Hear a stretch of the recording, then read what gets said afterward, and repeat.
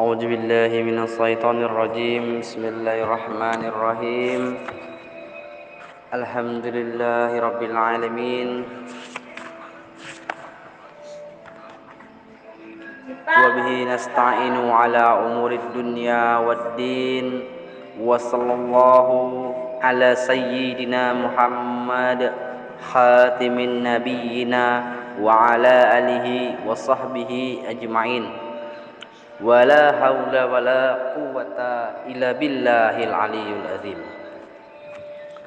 Dengan menyebut nama Allah yang Maha Pengasih lagi Maha Penyayang, segala puji bagi Allah Tuhan semesta alam. Hanya kepadanya lah kita memohon pertolongan atas beberapa urusan dunia dan agama. Semoga Allah melimpahkan rahmat kepada junjungan kita Nabi Muhammad sallallahu alaihi wasallam, penutup para nabi, kepada keluarganya dan sahabat-sahabatnya. Tiada daya dan kekuatan kecuali dengan mendapat pertolongan dari Allah yang Maha Mulia dan Maha Agung. Kesempatan kali ini kita akan membahas bab yang ketiga tentang kalimat lafaz la ilaha illallah di dalam kitab Safinatun Najah yang ketiga. Setelah kita membahas rukun Islam, kita membahas rukun iman, dan yang ini insyaallah kita akan membahas lafaz la ilaha illallah. Wa makna la ilaha illallah la ma'buda bihaqqin fil wujudi illallah. Jadi pengertian lafaz la ilaha illallah adalah tidak ada yang patut disembah secara hak dalam wujudnya kecuali Allah.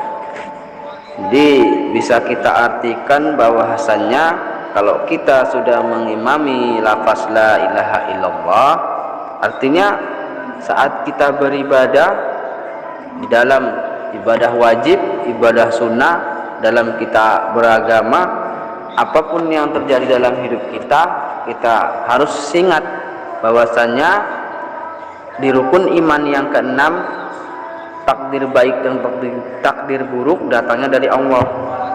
Maksudnya di sini kalimat tiada Tuhan selain Allah itu saat kita sakit, seharusnya yang harus diingat Allah, bukan obat. Kalaupun obat boleh, tapi sebaiknya kita menganggap obat itu sebagai media untuk menyembuhkan penyakit kita. Dengan cara misalnya kita minum obat, berdoa, ya Allah, semoga dengan obat yang saya minum penyakit yang saya derita dengan izinmu bisa sembuh. Nah, itu maksud dari kalimat la ilaha illallah. Lalu dalam bentuk ibadah yang kita sembah juga Allah.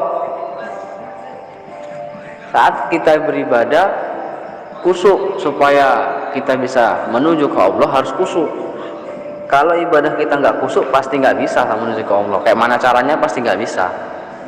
Jadi satu-satunya dalam ibadah kita bisa menuju ke Allah itu harus khusyuk. Ini khusyuk ini penting. Cuman sekarang kita ini yang penting sholat, khusyuknya nomor 2. Padahal di dalam sholat itu yang seharusnya itu khusyuk yang pertama. Itu. Jadi kalau kita udah khusyuk, sholat kita itu nikmat. 2 rakaat kurang, subuh 2 rakaat pengennya panjang ayatnya kalau khusyuk. Tapi kalau nggak khusyuk pengennya cepet-cepet, ya kan? Datang ke masjid, siap azan, ada waktu sholat sunnah, kita duduk, kita main-main, kita di luar belum ngambil wudhu, udah qomat baru sibuk ngambil wudhu. Itu belum ada khusyuknya di situ. Berarti kita sholat itu untuk apa? Padahal kita waktu azan itu udah disuruh khusyuk, maksudnya disuruh sholat kan, dipanggil suruh sholat. Jadi begitu kita beranjak pergi harus ingatnya ke Allah, kayak manapun keadaan. Bahkan kalau ada kawan yang manggil suruh mau ngajak kita kemana, ya ingat Allah. Allah dulu utamakan, sholatnya dulu utamakan. Dalam sholat juga khusyuk. Khusyuk itu seperti menyetir mobil lah, ya kan. kira-kira kita mau lepas dari jalurnya, maka balikkan lagi, itulah terus sampai salam. Itu kira-kira. Lalu wujudnya kecuali Allah. Jadi secara hak di dalam wujudnya kecuali Allah. Jadi walaupun Allah tak berwujud, di luar dari ibadah harus khusyuk juga. Maksudnya itu sering berzikir untuk memupuk hati kita, ya kan, supaya kita selalu ingat sama Allah, terhubung sama Allah. Maka harus banyak-banyak berzikir di luar dari sholat, kan, bekerja harus ingat siapa yang menciptakan hidup ini, Allah. Siapa yang ngasih rezeki, Allah. Siapa yang ngasih mencukupi kebutuhan, Allah. Ini semuanya tuh sudah Allah, ya kan? Dan jadi pengertian dari lafaz la ilaha illallah maksudnya itu dari mulai kita bangun tidur sampai kita akan tertidur lagi, maka ingatlah Allah. Dengan ingat Allah, ya segala sesuatu yang kita minta pasti dikabulkan, pasti dijabah sama Allah. Cuman nggak secara langsung, ya kan, butuh proses. Prosesnya itu istiqomah. Itu proses dalam menuju pencapaian apa yang kita minta harus istiqomah. Ini kalau kita doanya sekali nggak mungkin. Contoh dalam doa seperti kita meminta kepada tetangga, kepada orang tua, kepada yang kita anggap bisa memberi. Contohnya kita minta bantuan ataupun minjem uang, ya kan? Minjem uang ke tetangga di hari Senin, mohon. Assalamualaikum, waalaikumsalam. Cerita sebentar, tunjukkan niat, bisa aku minjam uangnya berapa? 500. Aduh, nggak ada. Kenapa rupanya? Ini istriku sakit, aku sakit, ataupun kebutuhan lain, bayar utang segala macam, kan? Nggak ada. Itu tetangga. Hari kedua gitu lagi, hari ketiga gitu lagi, hari keempat. Seminggu kita datang ke rumah, oh dia berpikir berarti memang perlu ini. Dia pun nggak ada, tetap diusahakan cari supaya membantu kita. Ngerti maksudnya, ya kan?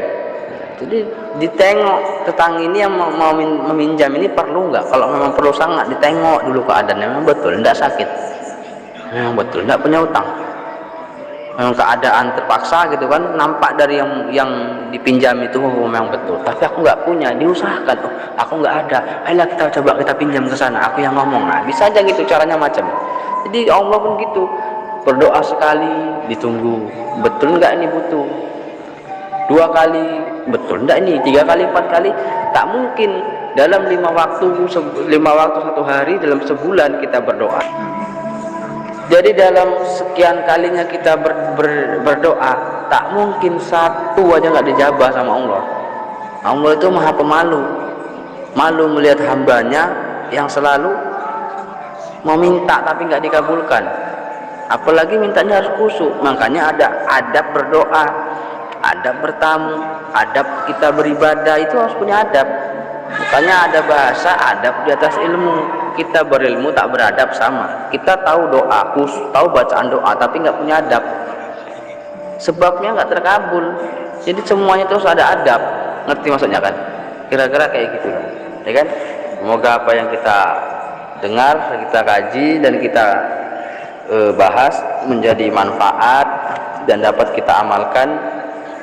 Dimulai hari ini, barang siapa yang memiliki ilmu namun dia tidak melakukan, dia tidak mengerjakannya, maka di sisi Allah dialah orang yang paling berdosa. Di suatu kisah ada sahabat Nabi yang lewat di tengah-tengah kumpulan rombongan lain, melihat di bulan puasa kalau nggak salah itu, melihat seseorang yang lagi minum-minum, ya kan? Ditanya sama-sama Nabi, siapa mereka? Mereka ini seperti ini katanya. Kenapa di bulan puasa orang itu minum-minum? Kan gitu. Disedutus salah satu sahabat, ditegur dia, ataupun dalam kisahnya itu habisi mereka ataupun tegur mereka, larang mereka. Jadi dibilang, tapi di tengah-tengah mereka ada salah satu orang yang berpuasa dulu. Apa maksudnya? Karena dia tahu tapi kok dikerjakan, ya kan? Ini seperti ini, dia tahu doa tapi dia nggak punya adab. Dia tahu ilmunya tapi nggak mengerjakan, sama. Di mata Allah itu yang paling kejam, ya kan?